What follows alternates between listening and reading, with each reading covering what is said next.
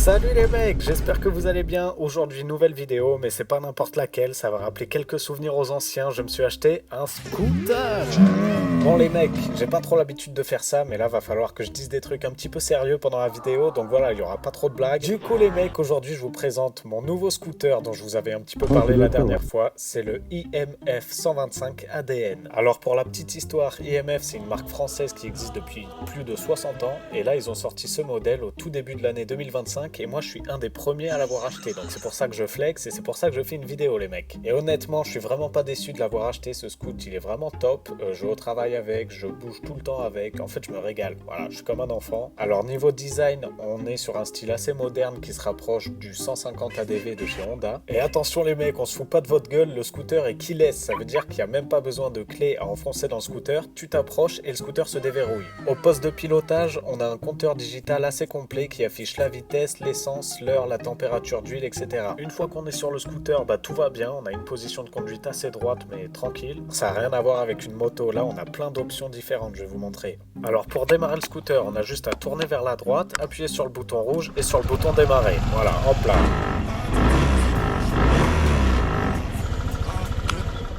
Ensuite on a les trucs assez basiques, genre le klaxon.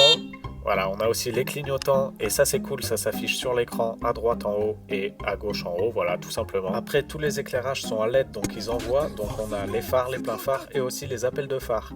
Alors en tournant le petit bouton vers la droite, on peut accéder à la trappe à essence, samplon 95 ou 18 et à la selle. Bon, la selle, elle est très jolie, mais on ne peut pas mettre de casque dedans. Donc on peut mettre une veste, on peut mettre des gants, on peut mettre peut-être le sac à dos, mais pas de casque. Voilà, ça j'avoue que c'est assez dommage, mais au moins elle a le mérite d'être confortable. Ensuite, si on fait l'inverse, c'est-à-dire qu'on tourne vers la gauche, on peut bloquer le guidon. Bon, ça c'est un classique, mais c'est toujours bien de l'avoir. Et donc, comme je vous disais, on a un écran digital avec 3 boutons tactiles. Voilà, c'est pas l'écran lui-même qui est tactile. Alors, au démarrage du scooter, on a une petite cinématique et ensuite sur l'écran, on retrouve la vitesse, le compteur de kilomètres, le niveau de carburant, l'heure, le voyant moteur. Bon, bref, il y a plein de trucs. Et justement, quand on clique sur le petit bouton tout à gauche, on retrouve la tension de la batterie, le kilométrage sous total, la vitesse moyenne du scooter. Bon, bref, il y a pas mal de trucs. Et avec le bouton du milieu, on peut retrouver le réglage de la pression des pneus ainsi que tout ce qui va avec le téléphone. Donc on peut gérer la musique, gérer le GPS, bref, c'est en Bluetooth avec le téléphone, c'est la classe. Le scooter fait que 137 kg, donc ça va, c'est pas super lourd. On a une petite vitre qui peut soit se monter, soit se descendre. Bon, moi, je la laisse tout le temps en haut, même si ça protège de pas grand chose, je préfère comme ça. Et là, on va enfin parler de la clé. Donc cette clé qui ne s'enfonce pas dans le scooter, on a juste à la garder dans la poche.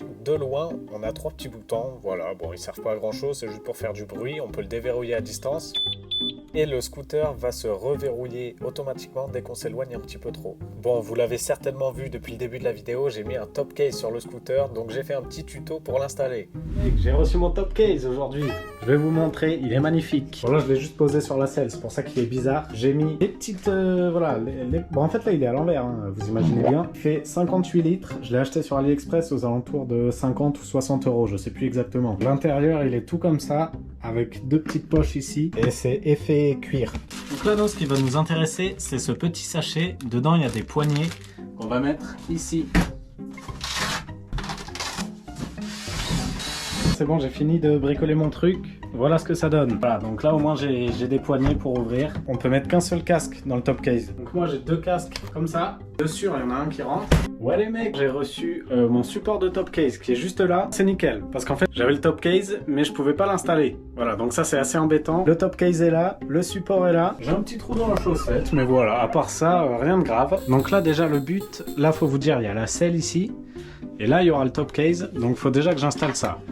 J'ai ouvert mon petit sachet, j'ai 4 rondelles, une petite pince, 4 boulons, 4 vis, 2 trucs en caoutchouc comme ça, 2 trucs en métal comme ça, et 4 éléments comme ça. Le souci c'est que j'ai pas de notice pour l'utiliser, donc voilà, là j'avoue que je suis un peu emmerdé. Bon voilà, je sais pas si vous voyez vraiment à quoi ça ressemble.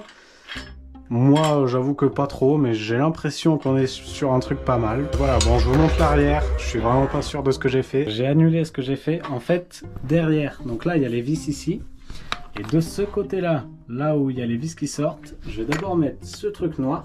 Et après ça, et après le boulon. Bon, j'ai pas encore fixé, mais déjà, regardez ce que ça donne. J'ai l'impression que c'est beaucoup mieux qu'à l'avant, ça fait ça. Et à l'arrière, Ça fait quand même beaucoup plus propre. Voilà, ça fait ça. Donc il y a les deux barres métalliques plus les trucs ici.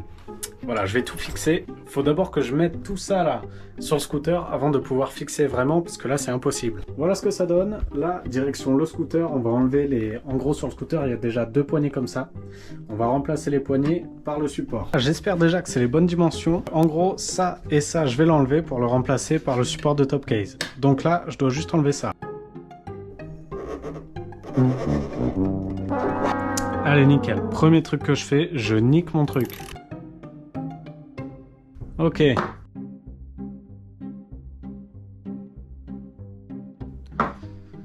Voilà. Premier truc enlevé.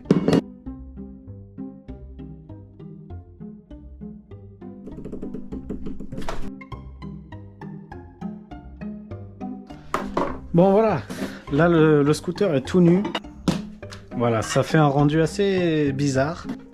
J'ai pris un support de top case de 160 ADV. Normalement, ça le fait. Ok les mecs, on est prêt pour le grand reveal. On va voir si ça rentre dans mon scooter.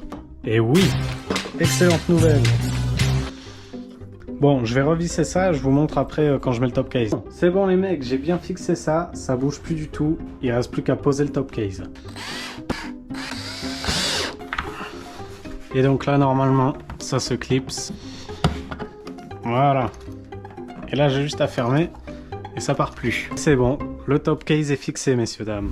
Donc voilà, j'ai pris un top case parce que vu qu'il n'y a pas la place pour mettre un casque sous la selle, bon, moi je le mets là-dedans. On a des petites poches pour mettre les papiers, les gants, je sais pas ce que vous voulez mettre. Le casque il rentre très facilement. Bon, il n'y en a qu'un seul qui rentre, hein. Comme j'ai dit, il n'y en aura pas deux. Donc pour le prix, c'est vraiment une bonne affaire, c'est robuste. Bon là, vous voyez ma tête de merde pour dire que je suis assez fier de moi. J'ai enfilé un bonnet tellement j'avais honte de ma coupe. Voilà, bon, on va pas en parler 100 ans. Par contre, on va parler du vide-poche qu'il y a dans le scooter. Voilà, ça c'est bien pratique. On a un port USB normal et un port USB-C. Je les ai essayés, ça marche nickel chrome. Franchement, ça fait plaisir d'avoir ça. Allez, je me fais plaisir, je vous glisse 2-3 infos. Donc on a un moteur 4 temps refroidi par air forcé, arbre à câble en tête, 2 soupapes. Allez hop, masterclass. Le scooter est très confortable, que ce soit même pour le passager. Donc là par exemple, j'ai pris une meuf au pif que j'ai trouvée sur le bord de la route. Voilà, c'est très sympa de sa part. Elle sait pas du tout ce qu'elle fait. Ça c'est dommage parce que j'avais quand même payé un petit billet. Voilà, là elle dit bonjour à rien. Et là, bon, je sais pas ce qu'elle fait. En tout cas, ça m'a pas empêché de lui prendre son numéro grâce à ce support de téléphone que je me suis acheté sur AliExpress aussi. Il est vraiment super, comme mon fond d'écran d'ailleurs. Franchement, il n'y a rien à dire. Je peux être fier de moi. Bon, là, je sais pas ce qui m'a pris. J'ai voulu faire un petit striptease. Donc voilà, bon, je vous le laisse. Admirez le galbe. Voilà, le muscle droit. Là... Bon, là, je sais pas pourquoi j'ai fait Nino. Bon, on en revient au scooter. Donc, on a la béquille centrale. Hop là, je l'enlève et on enfile la béquille latérale. Voilà, il y a les deux, c'est pratique.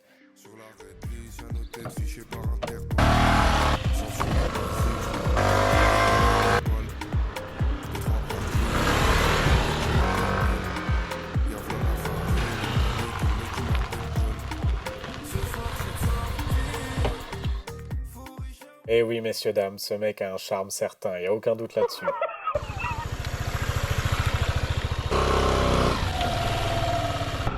Bon là, je sais pas si on voit bien à l'écran, mais j'étais à 436 km/h, donc hyper à l'aise franchement. Bon voilà les mecs, j'espère que ma petite présentation vous a plu, même si c'était pas hyper professionnel. Je vous rappelle juste que je l'ai acheté 2790 € neuf en concession, voilà son prix. Allez, sur ces belles paroles, je vous embrasse les mecs, ciao ciao et à très bientôt.